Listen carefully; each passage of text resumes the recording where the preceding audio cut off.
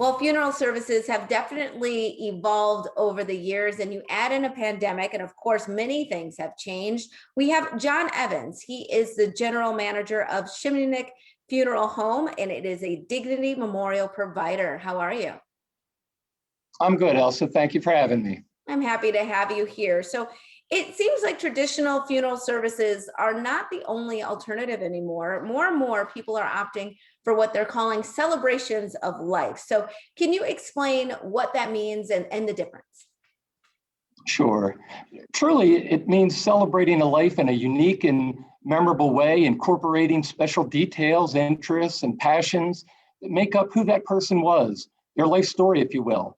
At Schimunek Funeral Home, we specialize in life story creations, which are individualized. This creates a celebratory event that encourages fellowship, bringing a different feeling to the gathering. And then what kinds of things should we expect at a celebration of life? Well, when we meet with the family, we're listening and asking questions. Basically, what would be that person's perfect day? We get information to develop a story. If you look behind me, there's a story of a woman who basically, she loved the beach. She loved her family vacation down in Ocean City where they would spend the day outside, come back, have crabs in the evening.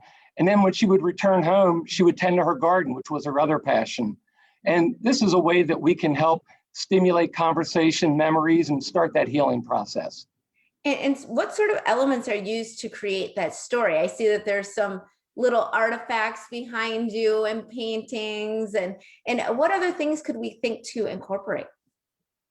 Well, we're trying to take what we learned from a family. When we're meeting with them, we're asking questions like, how did they live their life? What did they love the most? What made them laugh? And what did you learn from them? And how would they want to be remembered? So we try to take those ideas and encourage the family to bring in personal items, and we add from our library of items to create that life story. And we're hoping to create a memory and sharing that will be a comfort to the family and their friends. And speaking of the comfort to family and friends, a lot of times, I mean, traditionally, when you would have a funeral, the family and friends would gather afterwards for a meal to sort of, talk about the person who passed. Is that still happening in this climate? Absolutely. The meal's important. I know the kitchen is the gathering place in my house. It's important. People get together over a meal. They can relax. They have that opportunity to enjoy one another's company. And here at Schimunek, we offer catering during or between the viewing hours or after the service. And it gives the family the opportunity to do it in a very relaxed atmosphere.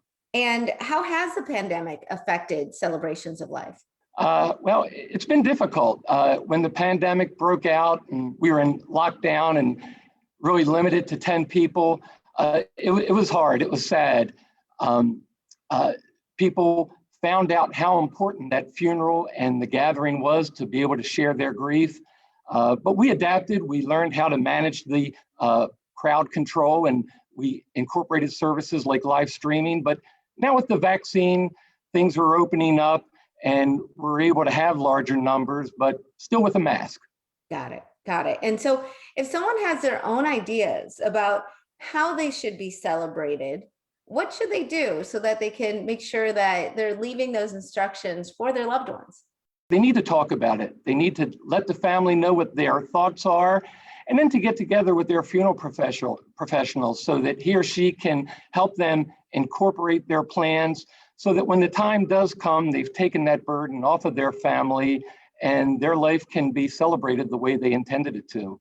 Jimmy Valvano said, if we can laugh, think, and cry, that's a heck of a day. That's a full day. And it's the same with funerals. If we can incorporate that, funerals are a time for reflection. And we think, what have we done with our life? And what do we have to do yet? And this isn't a dress rehearsal. We need to get started. All right. Well, if you want to get in touch, you can go to dignitymemorial.com/details so that you can download a free planning guide that John Evans just mentioned. Thank you so much for being with us, John. We appreciate that. And we'll be right back with more Midday Maryland right after this. Stay tuned.